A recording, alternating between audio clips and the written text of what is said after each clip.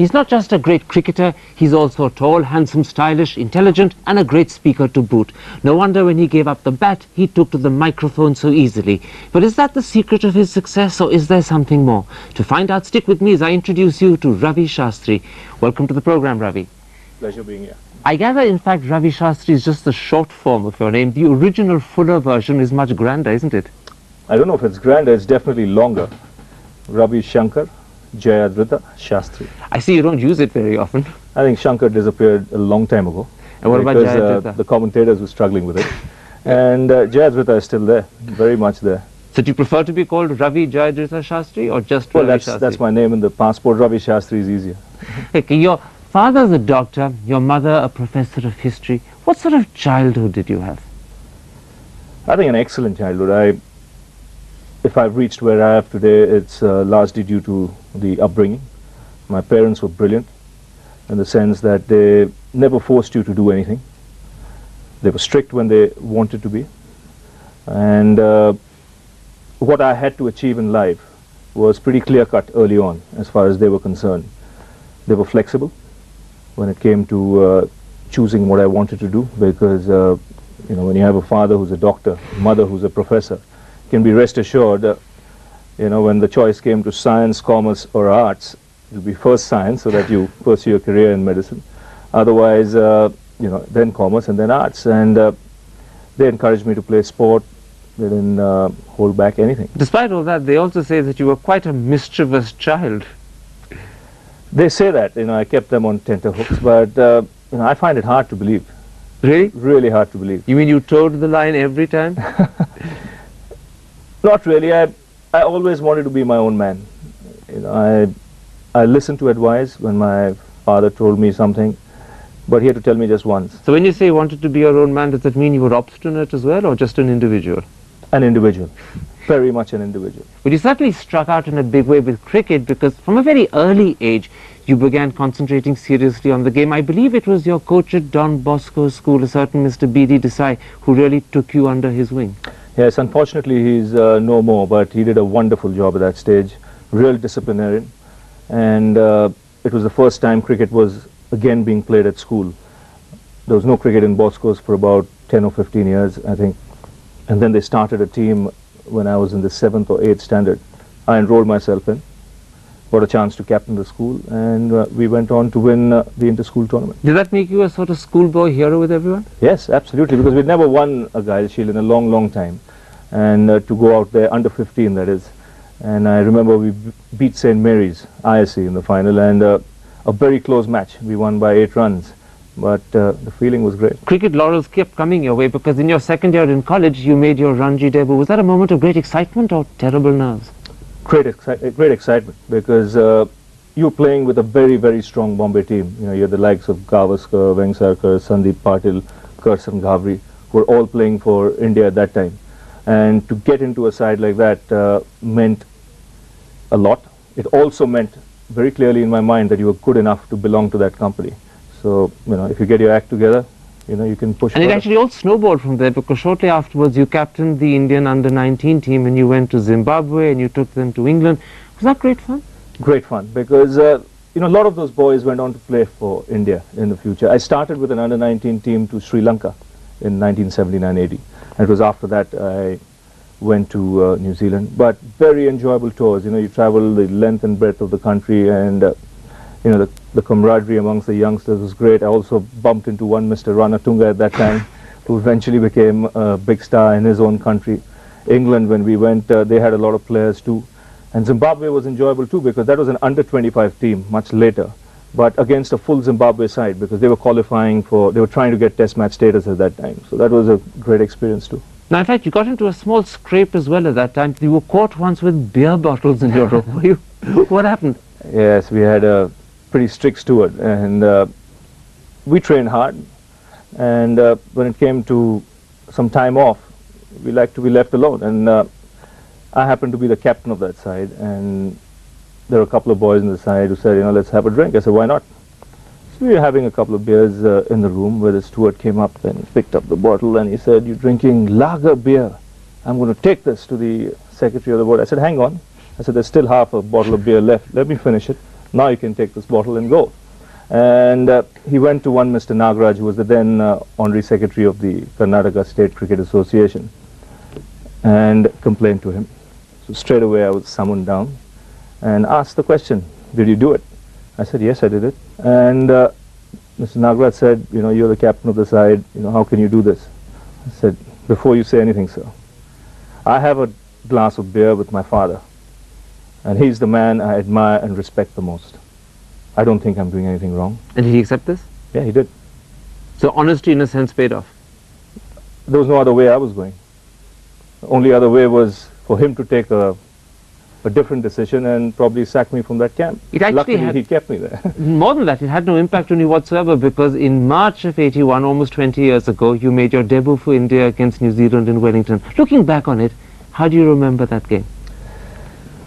Well, I had hardly any time to remember that game, Karan, because I was playing a Ranji Trophy game in Kanpur, and I had a miserable game. And I was out for 0 in both innings, and I remember one morning I came out of the door I was sharing a room with Rahul Mankad at that time, and you know, I opened the door and went out to get the newspaper, and I had the security guard there who said, Mubarako. You know, I said, congratulations. I said, why, what happened? He said, no, I've just heard on the radio that, you know, you've been called to New Zealand because Dilip Doshi is injured, and they've informed the Board of Control. And I didn't know anything about this. It literally was as much of a surprise as that? Yeah. Flew to Bombay the next day, and then flew 30 hours to New Zealand. And I reached Wellington at about 10 o'clock, 10:30 in the evening. Next morning, Sunil won the toss, or lost the toss, I'm not too sure, we were fielding. So that didn't give you any time, because before you realize, he told you in the morning, Ravi, you're playing this game.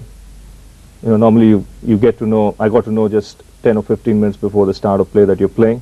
Next thing, you're out there in the middle. Next thing, you're bowling. And next thing you had 3 wickets in 4 balls. Yeah. So I could only think about it once that first test. And then 3 more in the next innings as well. Yeah. I mean, you couldn't have had a better start. Actually, right through that New Zealand series, you ended up with 15 wickets in 3 tests. That's quite an incredible start. Just the kind of start any youngster would be hoping for. The sort of stuff you were dreaming of. Absolutely. Especially when you're just 18 or 19 years of age and playing overseas. It's always harder for a spin bowler to, you know, get the sticks overseas, and that did my confidence a world of good.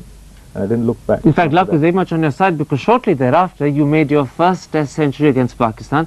You weren't even 21. Imran was in his prime, and you thrashed him to the boundary several times.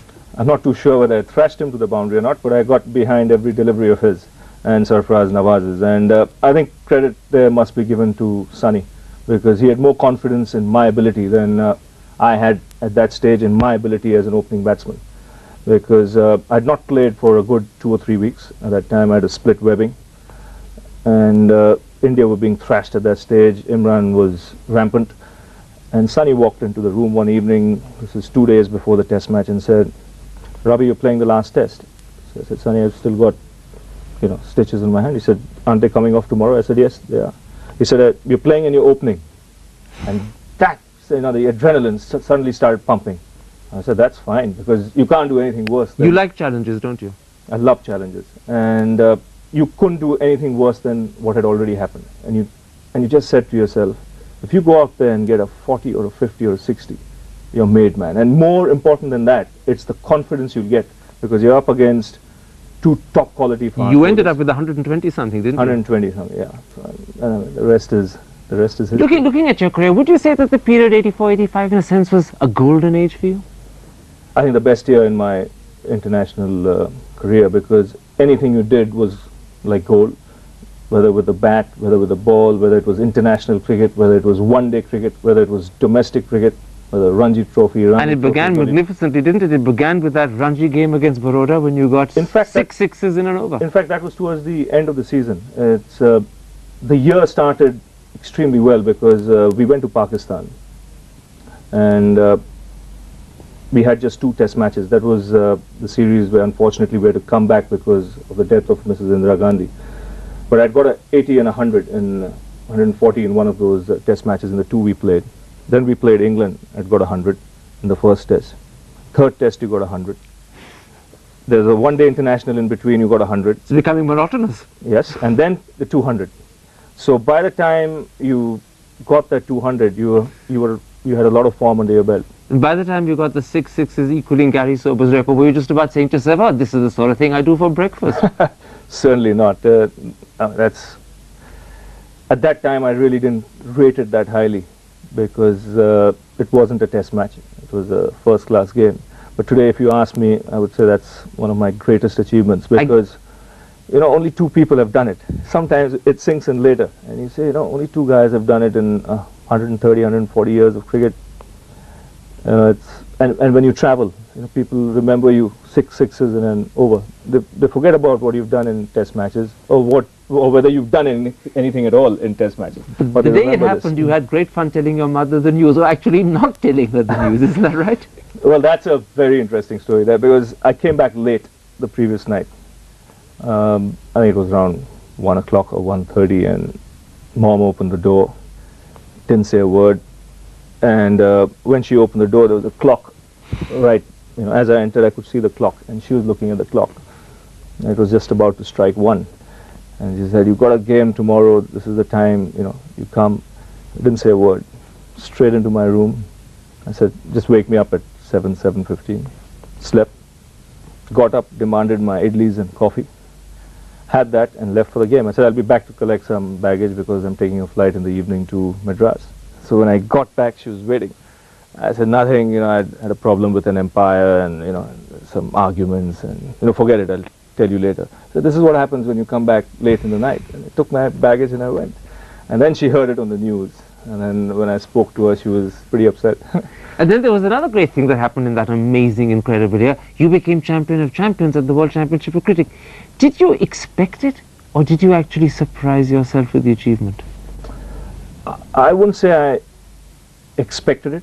Neither would I say I surprised myself, because the kind of form I was in at that moment, when I landed in Australia, I knew I was capable of delivering against the best. And when I look back at my career, I think that was the period of time when I, as an all-rounder, you know, I was at my peak, because the batting was good, the bowling was consistent, and you were fit. I've often read that you consider the 100 you got in '89 in Barbados as your best batting performance. Is that really so? Yes, simply because West Indies was the side to beat in the 80s. And what people often forget, that cricket can be a very physical game, especially when someone's out there to intimidate you. Now that's the challenge. That's the challenge you want to come out of. You know, when someone's trying to blast your head off or, you know, hit you on the nuts or whatever to get you out of the pitch as quickly as possible, even if they can't bowl you, get you out caught or leg before wicket. Then to stand up and deliver and get the runs is always satisfying. That particular innings, I was batting at 3. I remember Sidhu was out first ball. India was 60 for 6 at one stage. We ended up losing the test match, but from 60 for 6 to still get 100, it for me was very, very satisfying, and that too in Barbados. And in fact, in a sense, it is again the challenge that brought it out in you. The challenge, definite challenge, because you're performing against the best, so it lifts you. You know, I often, when I got into a situation like this, I would say in my mind, you know, there's a typical Indian saying, "Jungle mein mor nacha kisne dekha."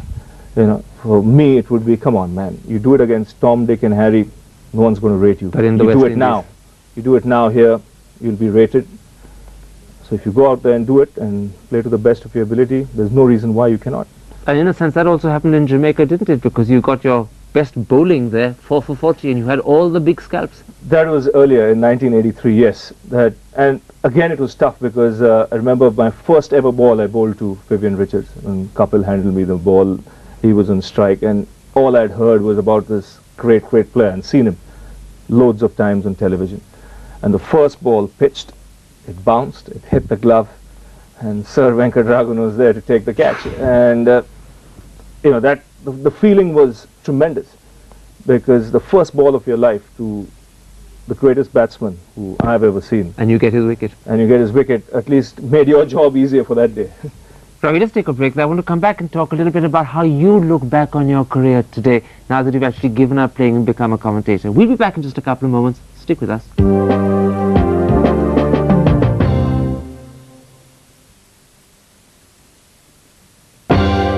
Welcome back. My guest is Ravi Shastri.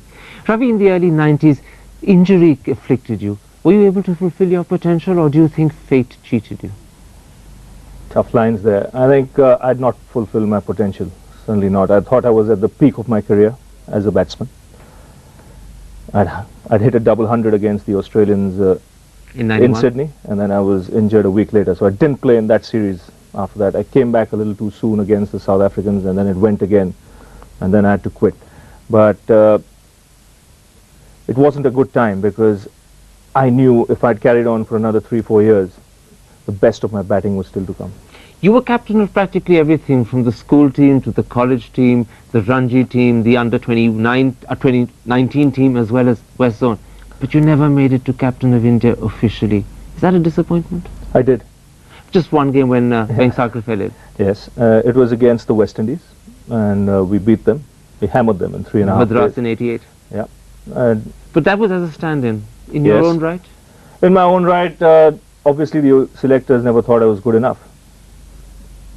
That's the only way I can answer it, because you'd won literally every damn tournament this country had. The commentators always said that you were someone who was virtually groomed to be captain.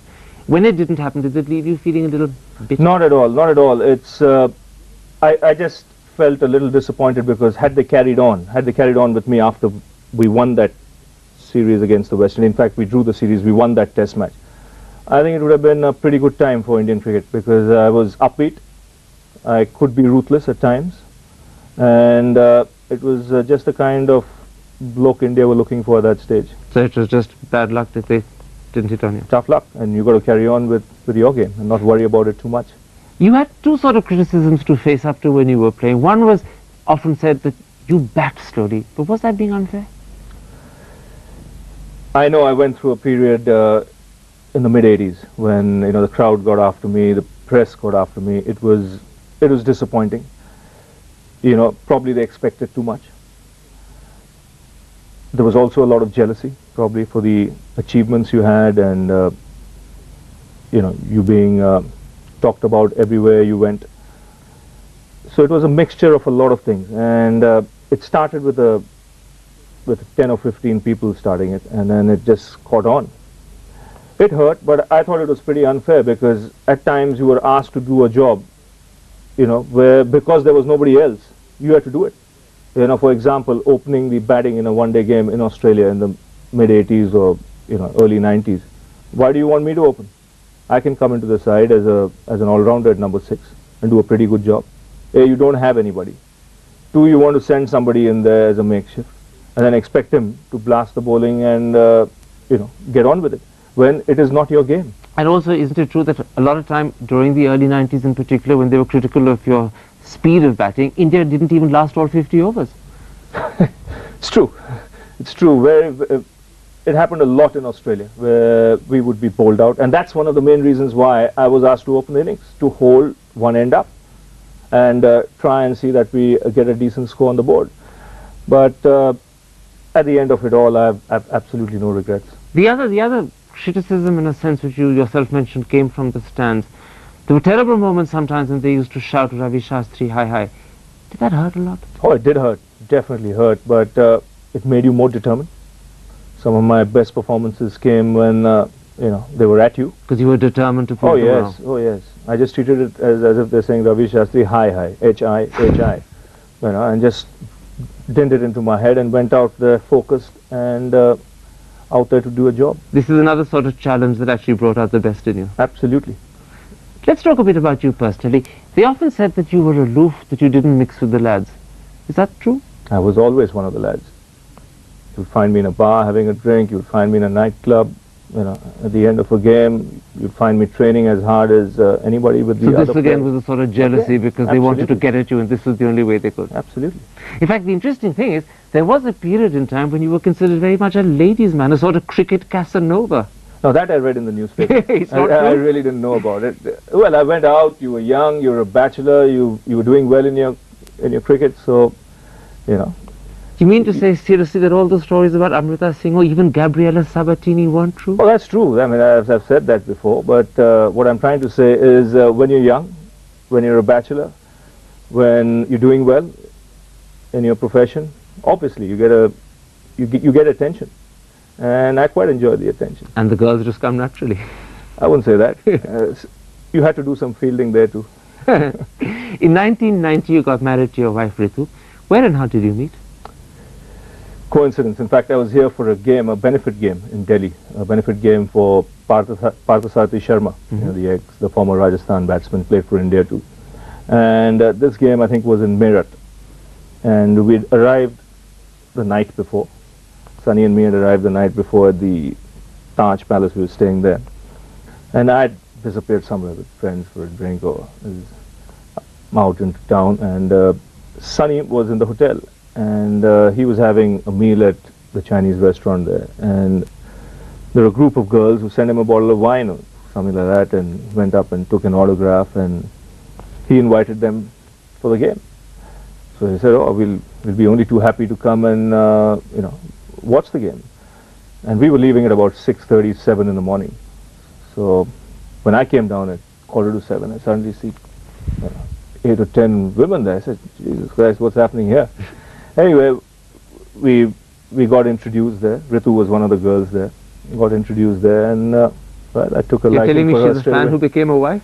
She didn't know a word about cricket. She was a huge fan of Gavaskar at that time, and I was introduced to her, and I took a liking straight away. After you gave up cricket, you took to commentating. Was it a difficult transition to make? Not easy. Let's put it that way. Different discipline. Work ethics were very similar. You had concentration was very important. You had to be focused, very single-minded. But otherwise, the tough part was getting used to the discipline. What about learning of facts and histories of all the players? Well, luckily that I had a decent memory, so that helped initially. Plus the fact that you had just finished the game, you knew the rules and all those sorts of things. Plus you knew the players, you knew the form of the players pretty well. Players who were good in You make it sound as if it became a second nature to you, actually. Because I didn't have much time once I finished the game. So You that just was good in a flowed way, in. because the flow was there, and you'd been around for quite some time. You'd been around for 14 years on the circuit. I get the distinct impression you enjoy it very much. I do enjoy it. I really enjoy the job. It's tough at times, it's demanding, but they say when you enjoy something, you keep at it. Well, let's hope you keep at it for a long time, because you've got millions of fans who enjoy the way you do it. Ravi, thank you very much for a lovely interview. Pleasure.